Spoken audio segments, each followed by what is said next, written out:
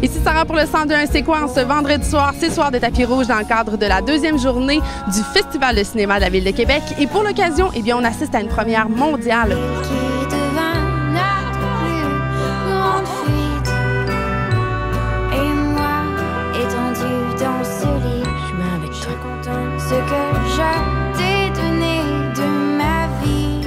C'est une réalisation de Sébastien Rose qui en est déjà à son 4e film. Vous allez voir, c'est l'histoire d'une jeune femme qui traverse une période troublante de son adolescence et qui prendra conscience de plusieurs choses. C'est un film émouvant et à voir. Alors, on vous a ramené les meilleurs moments de cette première mondiale juste ici au Capitole de Québec.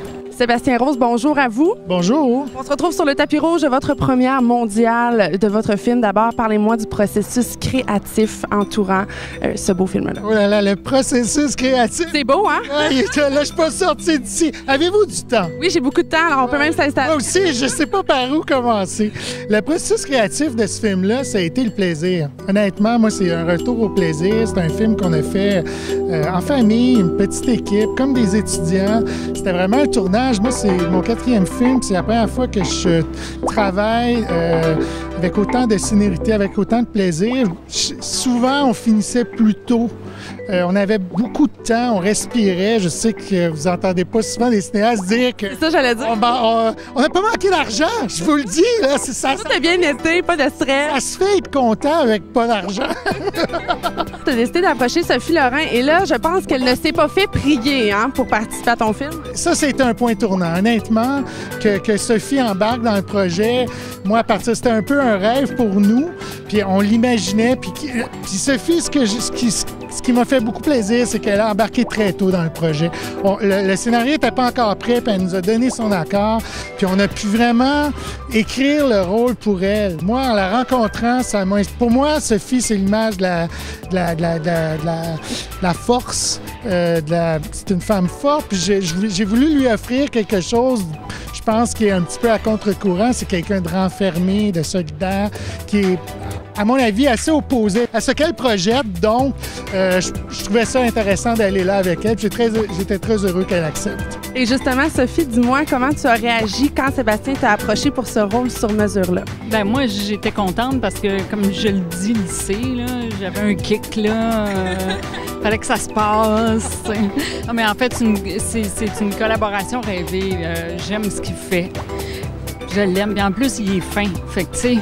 Un partenariat idéal. C'est compliqué de dire non, ça se peut pas, non. Il fait des bonnes affaires. Il fait son propre cinéma, j'ai toujours dit. C'est une facture qui lui est propre, qui fait des trucs personnels. Moi, j'aime ça. Il essaie pas de ressembler à personne. Il fait son chemin. C'est tough, c'est dur faire ça ici parce que on est tellement bombardé de toutes sortes. Alors, de pouvoir garder un esprit créatif puis d'avoir une ligne de pensée par rapport à ça, moi, je suis très admirative de ça. Alors, quand il m'a appelée, j'étais très flattée. Puis j'étais contente, puis j'ai découvert ma petite Clémence ici, puis j'ai découvert l'autre ici. C'est des grands acteurs, ça. Vous, de votre côté, comment ça s'est passé, le tournage, votre rôle? Parlez-moi un peu d'abord de votre rôle que vous avez dans le film. Moi, je joue le personnage de Louis, un gars un peu ténébreux, un gars un peu impulsif, un gars un peu... tu sais, en tout cas, un gars un peu brouillon, finalement, qui est un peu qui est amoureux de cette fille-là, ils ont une relation ensemble. Et puis ce gars-là, je pense que dans la vie, il a comme ses propres valeurs qui sont avoir du fun, puis c'est tout. Puis que rendu là, avant que mon cœur bascule, son cœur bascule un moment donné. Et quand il bascule, il sait pas trop comment dealer avec ça, puis il continue. Non, on va avoir du fun, tout ça.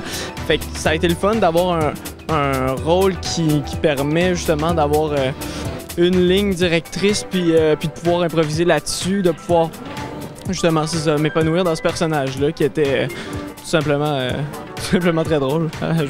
Et toi, Clémence, de ton côté, comment ça s'est passé? Écoute, ça s'est super bien passé.